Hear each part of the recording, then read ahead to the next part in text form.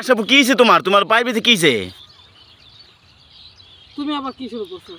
তাই তোমার কি হয়েছে পায়ে ব্যথা? তুমি কাপড় কি করে রাখছো কেন পায়ের? হ্যাঁ আপু পায়ের মধ্যে ব্যথা পাইছি, সাইকেল চালাতে যায় কি ব্যথা পাইছি। তোমার এই বুড়া বয়সে কি সাইকেল চালানো হইব কও?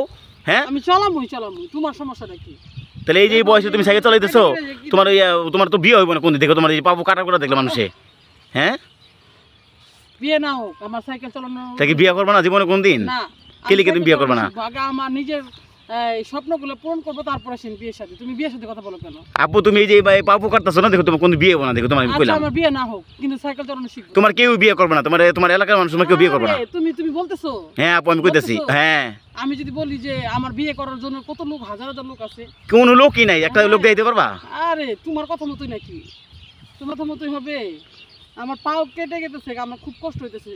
সাইকেলটাও বুয়ো চালানো শিখবই ইনশাআল্লাহ। দেখো তুমি এই পাপু কাটতেছো না, তোমার কোন বিয়ে যদি হইছে তাও তুমি কইও বাপু দেখো। বিয়ে হবে কি না হবে এটা তো পরে বিষয়, আমি তো বলতে চাই না। তোমার কথাতে আমি মানে তোমার মতো একটা ছোট কথাতে আমি ইয়ে হবো। আমাকে কে বিয়ে করতে চায় না করতে চায় আমি নিজেই জানি। তাহলে আপু তোমার বিয়ে করবো কে একটু বলতা যদি? আমার বিয়ে করার মতন অনেক লোক আছে, তুমি দেখবা? হ্যাঁ বলো, কমেন্ট করে বলতো কত দেই। ভাইয়ারা যারা যারা ভিডিও দেখবেন অবশ্যই কমেন্টস করে জানাবেন। এই লোকটা বেয়াদব ছেলেটা কথাটা জানি মনে থাকে আপনারা বেশি বেশি করে লাইক কমেন্ট শেয়ার করে বুঝাই যে আমাকে বিয়ে করতে চাই কি না চাই কেউ।